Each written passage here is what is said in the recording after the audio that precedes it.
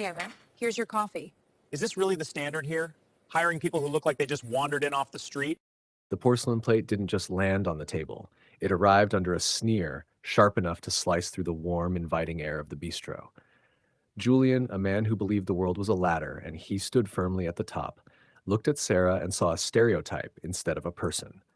His eyes roamed over her hands, her hair, the faded apron, as if measuring her worth against the polished silver of his watch. He smirked to himself, feeling untouchable, while his colleagues exchanged subtle chuckles, whispering to each other, egging him on. "I asked for a server, not a charity case," he muttered loudly enough for his colleagues to hear. He flicked his gaze toward her faded apron. "Is this really the standard here?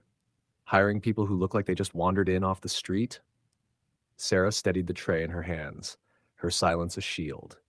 She exhaled slowly, controlled, almost imperceptibly tilting her head as if observing a particularly clumsy child.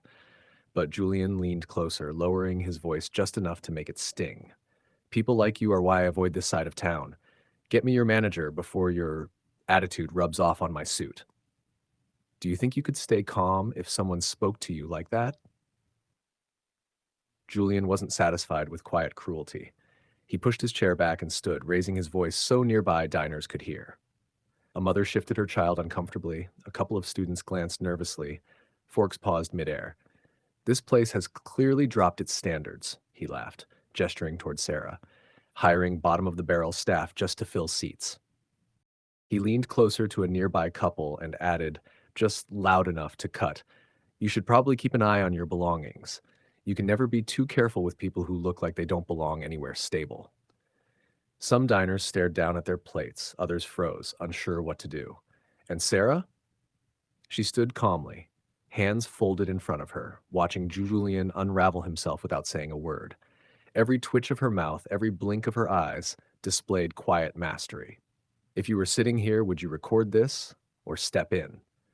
When the attention in the room still wasn't enough, Julian pulled out his phone. "You guys need to see this," he said smugly to his colleagues before tapping go live. He shoved the camera closer than necessary. "Public service announcement," he told his viewers. "Avoid places like this." He panned the camera across the table, then down toward Sarah's shoes. "Look at this," he laughed. "Even the help can't manage a simple tray." He didn't mention that he had deliberately knocked the cup over. Sarah looked at him, not angry, not shaken, calm, grounded.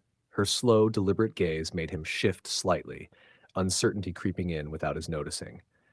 Then she asked quietly, "Are you finished with your performance?" That composure unsettled him more than shouting ever could. Suddenly, the office door swung open. The general manager rushed out, face pale, eyes scanning the room, steps quick and deliberate. The soft creak of the door seemed unnaturally loud, as if heralding a change in the air. Julian straightened immediately, grinning. "Perfect timing," he muttered to his colleagues. "Watch this." He pointed sharply at Sarah. "This woman is damaging your brand. She's unprofessional. She doesn't belong here." The manager didn't look at Julian. The entire restaurant went silent. A fork clinked against a plate. Someone stopped chewing mid-bite. The manager stepped closer, lowering his head slightly. "Is there a problem, Miss Washington?" The air shifted. Julian's phone dipped in his hand. He blinked, a bead of sweat forming at his temple as the energy in the room pivoted. If you were Julian's colleague, could you keep a straight face right now? Slowly, Sarah reached into the pocket of her faded apron and pulled out a gold executive keycard. She wasn't a server. She was the CEO of the entire franchise. And Julian, he was scheduled to interview for a multi-million-dollar partnership with her company the very next morning. Sarah turned to the phone, still streaming his downfall. "You saw a stain on an apron," she said calmly, "and decided you already knew who I was." She turned to his colleagues, the stunned diners, and the live audience, letting each gaze meet hers just long enough for the weight to sink in. "Have you ever underestimated someone only to be proven wrong? The partnership your company requested is canceled, effective immediately." A murmur rippled through the room. His colleagues' eyes widened, the diners whispered in disbelief. Her voice never wavered.